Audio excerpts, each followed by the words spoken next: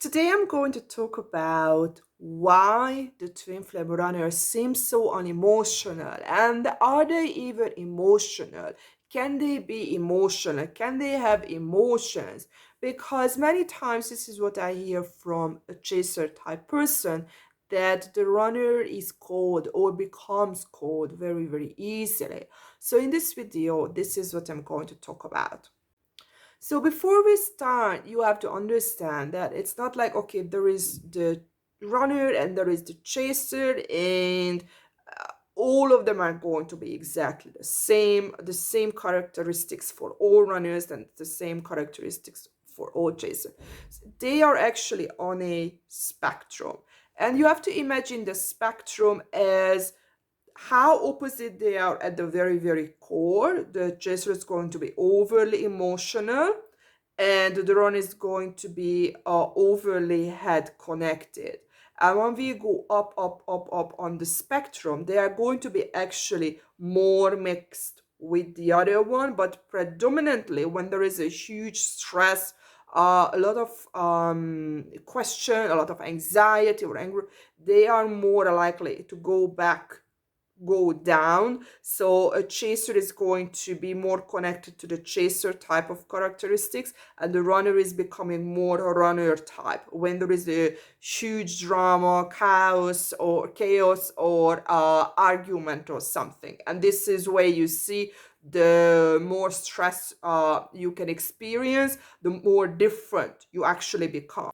And this is where the chaser can feel that the runner is unemotional, because when there's an argument, they can go away a lot easier. They don't show as much emotions.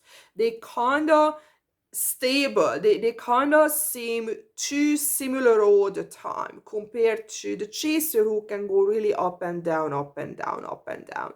And this is again where the difference is, that the head is going to be very different compared to the body or the heart or the nervous system. And this is what you two represent, because the origins are coming from childhood as always, because during our childhood we learn how to behave with an attachment figure, and the attachment figure is going to be the opposite gender parent, and that's what we tend to recreate in our adulthood, because the attachment figure is going to be our partner. And the problem is that the runner learned from a very, very young age that either it doesn't worth to go after the attachment figure, because there are two types of runners, and they learn that they don't need the attachment figure. They can feel that they are very, very secure because they can feel alone very good, and they can feel good in the relationship as well, but predominantly they feel better when they are alone. And there is another type of runner who is more mixed with the chaser, and can actually act like a chaser in the very, very beginning, that they are really into the partner. But as the partner behaves in certain ways they don't like, kind of they put strikes, let's say, they tend to detach from the opposite, or the other partner. And there will be a time, or there will be a phase when they feel, okay, that's it, and they can move away very easily. And that can seem as they are unemotional. Or when there is a big fight, they don't engage in the fight as much, or maybe not at all. They just ghost the other person, they shut down. And it's again, it can feel, because they don't connect, they don't engage in the conversation, that they are disinterested. But in reality, they learn from a young age. That's coming from the second one, from an authoritarian parenting, strict parents, that it doesn't worth to fight, it doesn't worth to show who I am, what I feel. So they repress their own opinion, they repress what they want. But after a while, and this is where you feel that, oh my god, there's a huge shift, of when they are pushed way too much, they actually become their own opposite, and they are just like kind of I don't care about you. I really go after my own mind. So this is where it can be a little bit confusing, because they can switch into their own opposite, and that's when they can really, really go away. And it doesn't matter what you do after, they just don't engage. They completely ignore you because in their mind you have done enough negative things.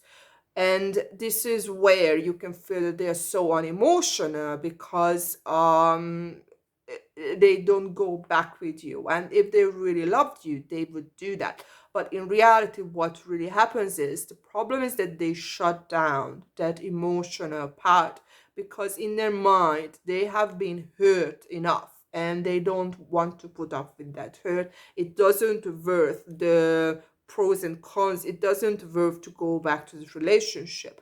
What they don't really understand, they don't see that the problem is that they didn't really communicate their own needs. They didn't really communicate what they really wanted. And where there was a huge fight or argument, they again went away, they ghosted you, they didn't engage, or they just said things that the partner wanted to hear to calm the situation down, but they never expressed themselves because again, this is what they learned from an early childhood.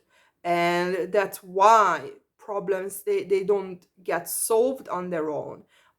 They have to be solved by the two partners. And if you are a chaser, because it's most likely that a chaser type of person would watch this video, you have to understand that you can't do anything with the other person. You can try, and I always suggest that you should. You give your best shot so you won't have regrets at what if, what that. No, you try, you express your concern, your need, what you see, what you want. But if there is no response, the other person seems disengaged, then you have to recognize that that relationship is not going to work. It doesn't matter what that other person or who that other person is, because what I see in the twin flame community, that a really, really big issue is that as soon as somebody puts that, oh, the other person is my other half, my twin flame, the person gets like a special badge and they put off with any type of abuse because this relationship is spiritual, this relationship is very unique. But in reality, you have to understand that many times, first of all, people misidentify. They're actually not even with their twin flame. And even if with their twin flame, you have to understand that your twin flame is, and both of you are together to wake each other up. And sometimes the lesson you have to learn is it's always that self-love and self-respect, that you have to move away from the other person. And that's how you teach the other person as well, that you don't put up with everything. Because twin flames might meet again in another lifetime. And maybe that's exactly that push that you have to give the other person, that you know what, I have given everything to you. You act like a dick or a bitch or whatever, it doesn't matter what label you put on it. I'm not going to put up with that anymore. And you have to let the other person to process that. Because if you keep forgiving over and over and over and over, what you are doing, you are reinforcing that type of a behavior, and you feel that the other person is abusing you. But in reality, and this is going to feel really harsh, but in reality, you are abusing yourself because you allow the other person to do or behave with you that way. And you have to remove the other person, and that's when the abuse is going to stop. See you in my next video.